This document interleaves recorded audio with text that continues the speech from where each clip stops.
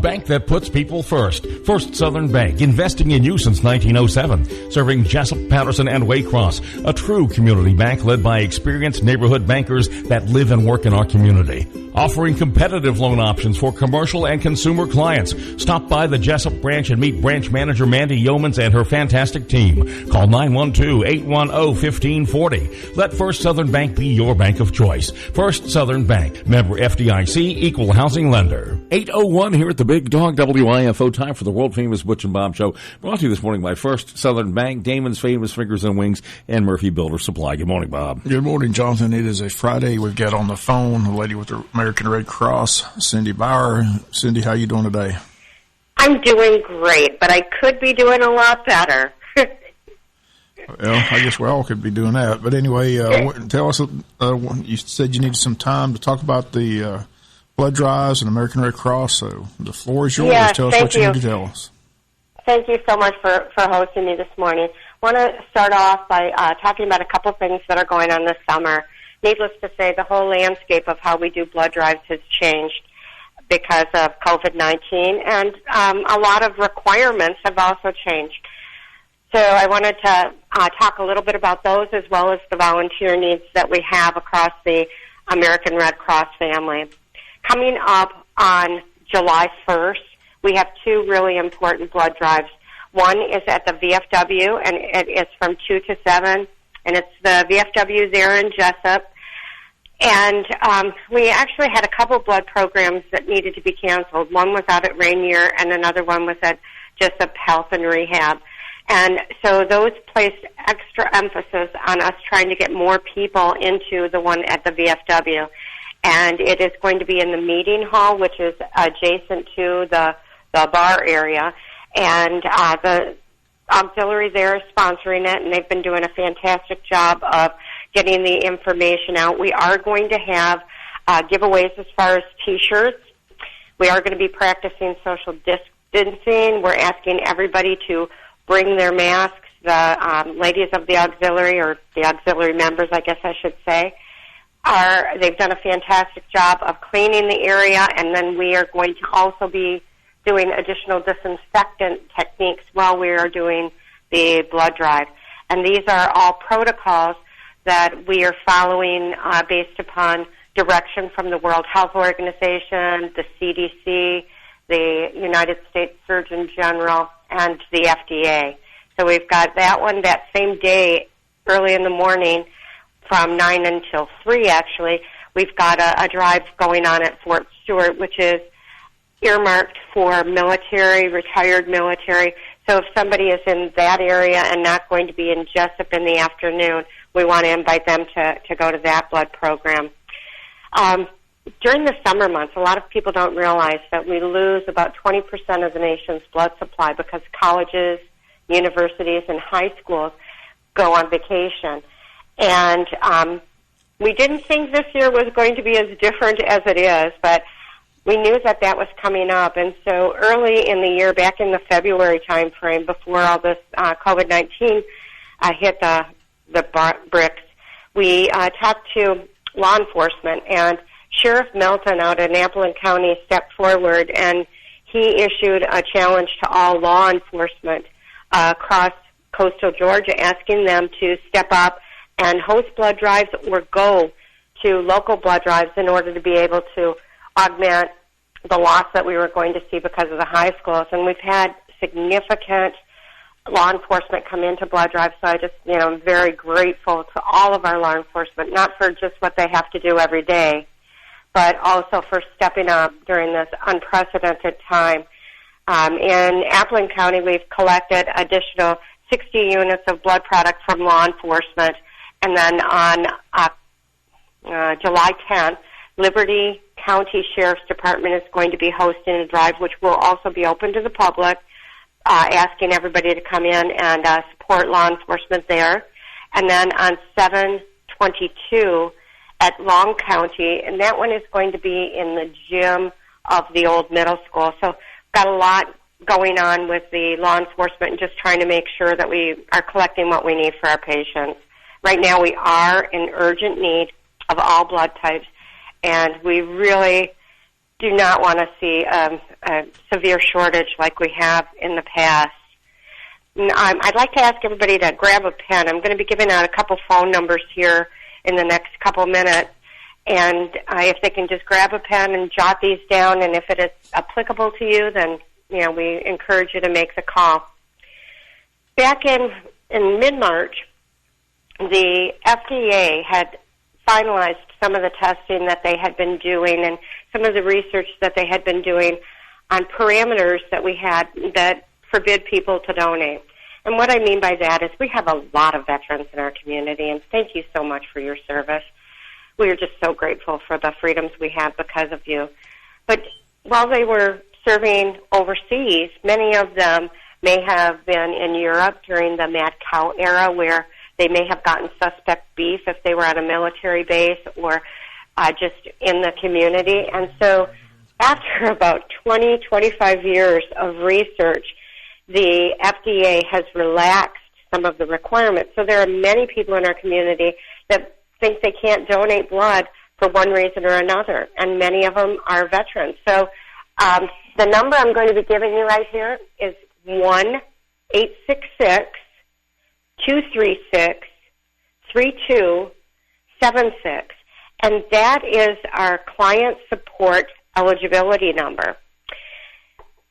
If you were one of those people that had been previously told that you were not able to donate here in the United States of America because you did serve our country in one of the European theaters, please call that number and give them your personal and confidential information, and they will research it and see whether or not the new requirements or the relaxed requirements impact you. We are seeing a lot of people that are able to come back and donate as a result of these relaxed requirements. So we're really, really grateful about that. Also, tattoos and piercings. There are some new guidelines on that. So if you've gotten a tattoo or a piercing and you've previously been told that you can't donate for 12 months, please call that eligibility number and see if it impacts you. Also, our LGBTQ community, we have just people out there that may have been deferred because of their sexual orientation. And they've done a ton of research, and they have realized that the requirements to try and protect America's blood supply had been too rigid. So those also have been relaxed. And so anybody that would like to find out more about that, we urge them to call that 1-866-236-3276 number. People who take vacations and they go to these beautiful exotic places, and all of a sudden it's like pop, they're on the malaria risk mat. Those two are being reevaluated. And malaria risk is one of those things that they can pop up. A mosquito can get on a cruise ship in Port-au-Prince and get off in Cozumel, and all of a sudden we have, red spots all over our map as far as where there might be malaria.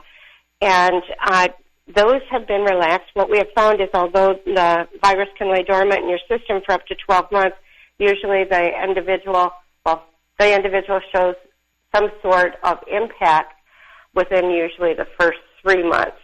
So they are going to be relaxing those as well. So lots of changes going on within the American Red Cross and within the donor eligibility spectrum. So just thank you so much for taking the time to call that number. If you are one of the many people that have been affected, we are just grateful for you taking the time to do that. Another item that I wanted to talk about is volunteers.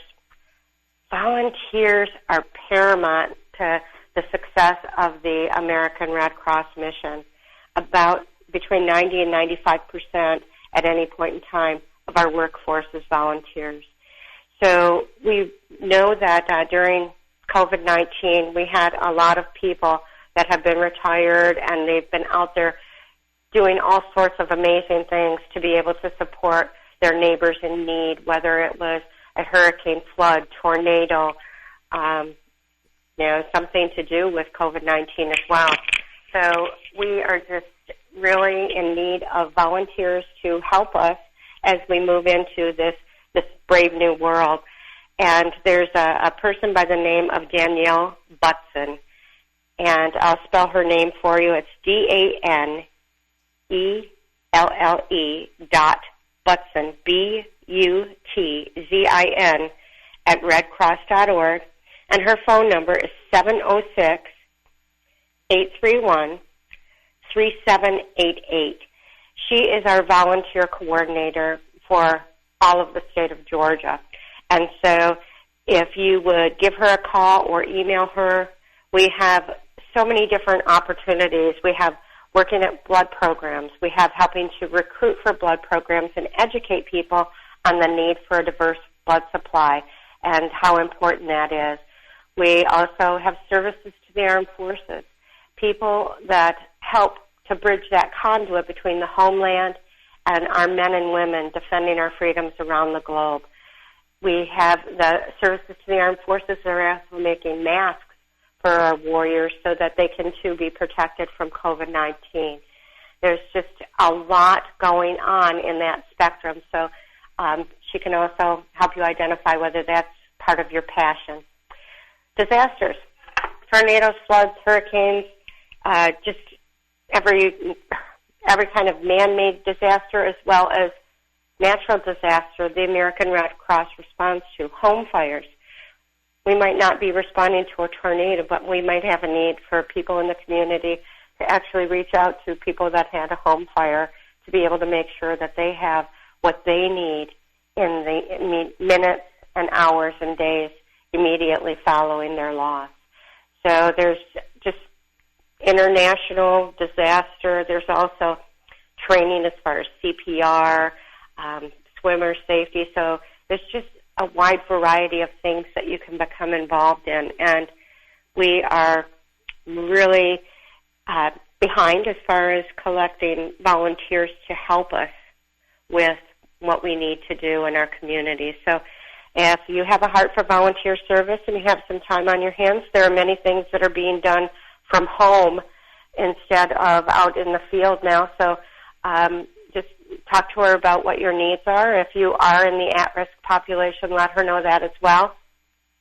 And I'm sure she would be honored to work with you in order to be able to ensure that we find a good fit for you within the American Red Cross family.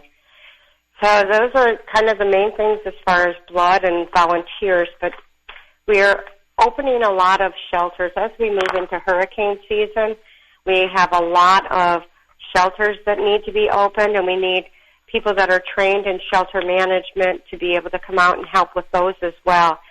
I wanted to kind of just review some general information about our shelters so that if people are asked to evacuate, they know that they can go to a shelter and that they can be cared for. Right now, in our current environment, because of social distancing, we are not able to take pets into our general shelters. And we are working with our partners in order to find a solution that allows for us to have people be able to bring their pets and put them in a designated area, but we're not there right now for the general public. However, service animals are allowed in the shelter, and we just need people who have a service animal to bring their own crate, bring their pet supplies, bring their pet medications and food when possible. Many times if you're being asked to evacuate, you might not have time to gather everything, but if you can plan ahead and maybe put a little bag aside with your pet's requirements as well as for yourself, a flashlight, things you might need to take to a shelter if you were asked to evacuate very quickly, socks, your pillow, maybe a bedroll. When you're in an evacuation shelter, for those that have been in one, you don't have a lot of frills for sure, and anything that you can bring to make yourself a little more comfortable would be great. We're going to be, if we don't have enough shelters in safe areas, then we do use hotel rooms from time to time. Those are rare, and those need to be underwritten by a very specific group in order to be able to ensure that we're addressing everybody's needs. We are going to be screening before we put people in shelter, but we are going to be, in a sense, quarantining if people have COVID-19 symptoms. They'll be in a separate area from the general population, and we're going to be doing just everything we can to make sure we keep everybody safe during this hurricane season. And, boy, if you have a mask, make sure you bring that if you're asked to evacuate to a shelter.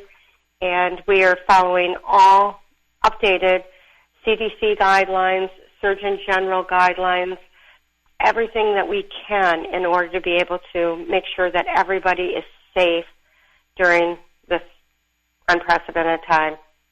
Services to the armed forces, we're still continuing to do services to the armed forces through our Hero Care Network, and that's open 24/7 for emergency communications. And we're offering pre-deployment briefings to service members during town halls. We're also continuing to help veterans at the military hospitals. So whatever you have a heart for as far as a volunteer, we have a spot for you for sure. And, you know, guys, I think that that's kind of in a nutshell, big nutshell, but a nutshell nonetheless, of what is going on at the American Red Cross and how people can become involved. So what I'd like to do is, do we have time to maybe open the line for any questions? Well, I have one question. Like I said, I thought it was a question-answer show, but apparently, not much time left for questions. But with the COVID-19, do they have to have an appointment, or can they, we always stress walk-ins are welcome, all blood types are needed. So what are the new rules concerning that? Thank you so much. And I apologize. It's just there's so much information to cover. But I'll get better at the question and answer thing. But COVID-19, we are encouraging appointments. And the reason there, Bob, is that to protect social distancing, knowing when people are going to be arriving allows us to do that more effectively. And we are going to be accepting walk-ins, so please don't think that we won't. But also know that if you do walk in, we may ask you to wait in your car and then text you when we have an opening that we can bring you in. And again, that's to protect social distancing. It's also to show respect for the people that took the time to make the appointment. And redcrossblood.org is where they can go to make an appointment. And if they want to make one for the VFW, the code word is VFW. If they'd like to make one for Fort Stewart, it's Fort Stewart in the sponsor code in the upper right-hand corner, and it's all one word. So, but yeah, if they can make an appointment, that just makes it easier for us to process them and process them efficiently. Also, Rapid Pass. We have a tool, it's redcrossblood.org, and then the / and then Rapid Pass. That allows them to answer all the pre-donation questions so that they can go ahead and make sure that when they arrive, they have a little barcode on their phone, and we scan that, and that allows us to identify if there are other questions that we need to ask, like maybe they did travel on a cruise ship to a malaria risk area. It allows us to nail down where they went and when they went, so we can make sure that it's a safe donation for them. Did that answer your question? I think it did. Okay, we appreciate you being on the show, and we'll look forward to the blood drive coming up in July. We appreciate it very much. Oh, thank you for letting me come on, and like I said, we'll get better. I'll get better at doing the Q&A. We just had such an abundance of information to try and get out there as quickly as we could. So thank you so much for allowing me the privilege. Oh, have a good weekend. Again, that's going to do it for today's Butch and Bob Show. Everybody have a great weekend. Butch and Bob Show on WIFO, brought to you this morning by Murphy Builder Supply, Damon's Famous Fingers and Wings, and First Southern Bank. Good morning from the Big Dog at 821. Since 1946, Murphy's Builder Supply has been serving the folks of Jessup, Wayne, and surrounding counties with quality products and